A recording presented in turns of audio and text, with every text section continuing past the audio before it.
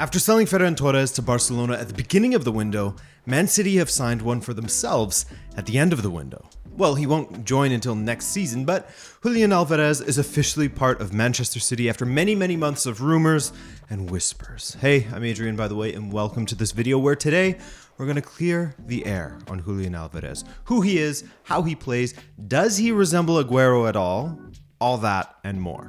And I know you're chomping at the bit, but first, a word from our sponsors, Fanatiz, great friends of the channel. Fanatiz is a streaming service that is the leader in bringing South and Central American football to your screens for ridiculously low prices. You could actually watch Julian Alvarez play on Fanatiz if you want to do some scouting prior to his move. And that low price for a lot of football gets even better after adding beIN Sport to their programming for all of your Lionel Messi and Ligue 1 urges, and now they've added Goal TV to their United States and Canadian coverage.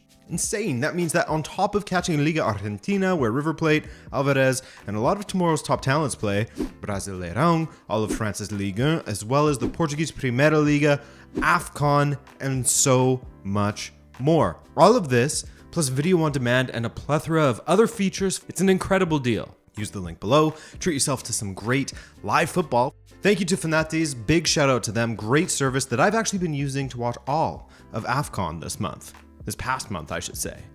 But back to the video, because I feel like there's been a lot of misinformation being tossed around regarding Julian Alvarez. A lot of Aguero mentions, hence the thumbnail. So who better to bring in than a man who has a real knack for identifying talent on Football Manager, that is. But seriously, Fede Pramo, a lifelong supporter of River Plate. We've had him on the channel before to discuss the rivalry between Argentina and Brazil, but this is almost even more close to home for him because, as you can tell by his Twitter presence, the man knows River like few others do. So let's get to it. Let's find out more about Julian Alvarez and what Manchester City and I guess Premier League supporters in general can look forward to from the latest of a long line of River Plate talents. Julian Alvarez, born in 2000, started his journey in football with his hometown club, Attribution, but he didn't immediately make the transfer to River Plate. Before that, he was invited to Madrid to trial with Real Madrid's youth setup. While there, he played in the Peralanda tournament. Speaking to La Voz at the time, an 11-year-old Alvarez said, quote, "I played 5 games of the Peralanda tournament and scored twice. We won the final against Betis and I assisted the 1-0 goal. I also played a Clásico against Barcelona."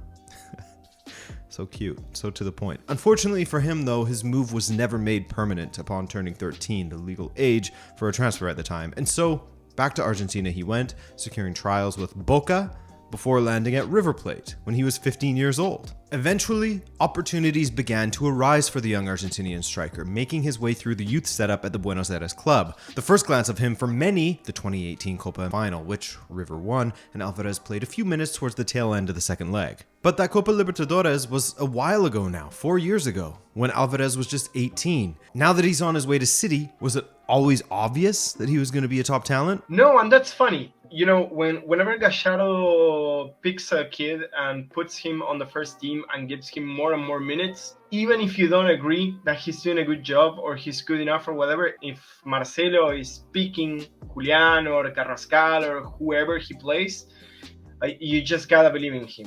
The most talented wonder kids we've had, it's been very evident from like game one that they would be important. It happened with Ortega, it happened with Aymar, with Saviola, it happened with D'Alessandro, with Cavenaghi. You know, they play and you know they are different. You can just see it. Like, okay, this is one that will go a long way. With Julian, it wasn't really like that, but that's something that's been happening with players at River Plate lately, especially under Gallardo. They play and you're like, okay, maybe they do something interesting, maybe they score a goal, maybe they have one good match against 5 regular matches. It's not that apparent, and with Julian, it was possibly the longest that it took for a player to really establish himself as someone that was different. Of course, the numbers don't tell the whole story, but in this particular case, they back up what Fede was saying. In the 2019 season, when he started to get more opportunities, he scored 3 goals from 16 appearances with 4 assists to boot. Good, not great. And then in 2020, especially after the COVID break, it hit, like things click. Twice the appearances from the year prior at 32 appearances, triple the goals with 9 and 6 assists. Those assist numbers, keep an eye on them. And finally, last year in 2021, he established himself as the striker for River Plate and probably South America, and he delivered on that belief from Gallardo with a stunning campaign. From 46 appearances, Alvarez scored 24 goals and added 15 assists on top of that. In all, 39 goal contributions from 46 appearances. So, let's get into the nitty-gritty, shall we? On his birthday, January 31st, it was announced that Manchester City had secured the signing of Julian Alvarez on a 5.5-year contract. No doubt you would have seen this image plastered all over the internet. Sergio Aguero and Julian Alvarez side by side with the same celebration, and it's only natural to dream into existence that he'll reach those same levels, that he'll be the new Aguero, as many have called his signing. And of course, Aguero is Manchester City's most iconic striker, the man who delivered their first league title in their history, that infamous 93-20 goal, who went on to become the all-time top scorer at the club with more than double that of the chasing pack, averaging a goal every 107 minutes. I mean, of course, City fans will see a diminutive Argentinian striker sign with the side, and they can't help but let their minds race and try to draw parallels. So beyond being Argentinian, playing a similar position, I should say. We'll get to that in a moment. Are there any similarities in their style of play or even their trajectory? Sorry, but no. I'm sorry to burst that bubble, but I don't see a comparison between Kun and Julian. Kun had the bad luck of sharing his time as a player with Leo Messi, because if Leo Messi never existed, Kun Aguero would have gone down as possibly the best Argentinian player to come out since Diego Maradona.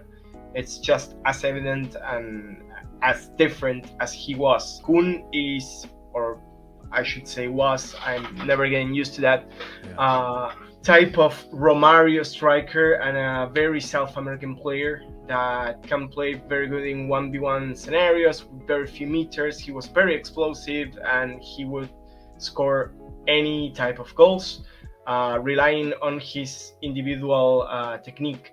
Julian, I don't see him like that. It's weird to say this, but I think he's a European striker in South American football. The mold of his game is very European. So if he's not so much an Aguero regen, who exactly are Manchester City getting? They allowed Ferran Torres to leave. To be fair, they turned quite the profit on him, and they haven't a single player who is quite simply a finisher. If you are hoping for someone who is simply a fox in the box, who finishes chances, then you may be looking in the wrong place. In fact, for those who have followed City in the last few seasons, we should have known better than to think that Pep would buy someone who is so one-dimensional. He can carry the ball, but he's not really a dribbler. Even though he can dribble, he doesn't like to hold on to the ball. He's a passer, he links up play, he drops back as a false nine. He's played in every single position of the attacking line. Imagine a 4-2-3-1.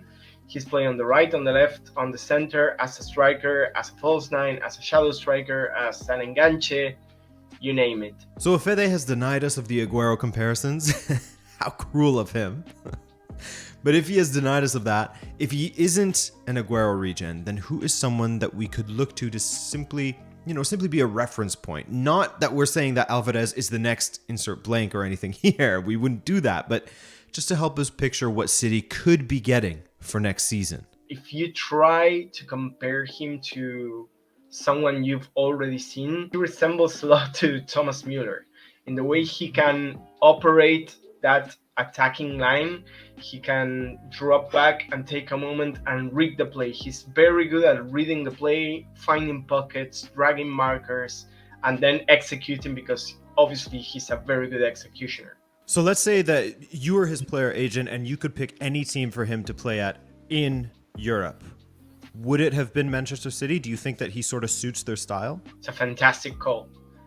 I wouldn't have imagined Julian going straight up to Manchester City, because him going to Manchester City and most likely being coached first by Gallardo and then by Pep Guardiola, it's an incredible evolution that makes a lot of sense, because I can imagine, especially how Pep has been playing in the past 2 years, which is basically a striker-less system in which everyone rotates and moves and there's a lot of fluidity and there are no fixed positions when City has the ball. That is very close to what Gallardo does with River, and to what Julian does, which is one of the most mobile players in that system. I mean, so far it's sounding like a perfect fit. The system is similar. He can play in multiple positions, just as Pep likes his attackers to be capable of. But there's gotta be something he doesn't excel at, right? Some sort of weakness, because everyone has one. He's not an aerial threat. Like, if you want to round up a complete striker, he's not great in the air. And I think that's it. Yeah. Honestly, he's a very complete player. He's very good on the ball, off the ball, shooting at close range, 1v1. He has a full set of skills to score goals, but he can also assist. He's very intelligent in reading the game. He's fast without being electric as Mbappe, but he's fast. He can take set pieces.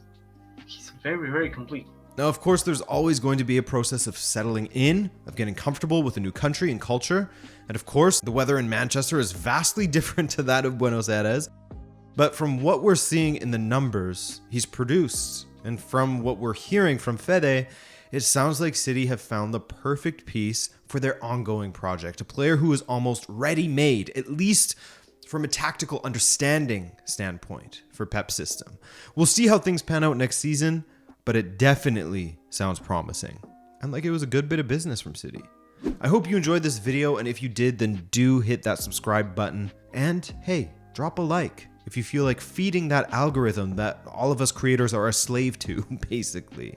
But beyond that, thank you to Fede for helping me out with this video, for providing that invaluable insight, you know, hearing it from the horse's mouth, from someone who watches every single match from River Plate, going on years and years and years and years. Couldn't hear it from a better person. So thank you, man. But yeah, beyond that, guys, I hope you enjoyed this video. My name is Adrian, and we'll hopefully catch you in the next one. Ciao.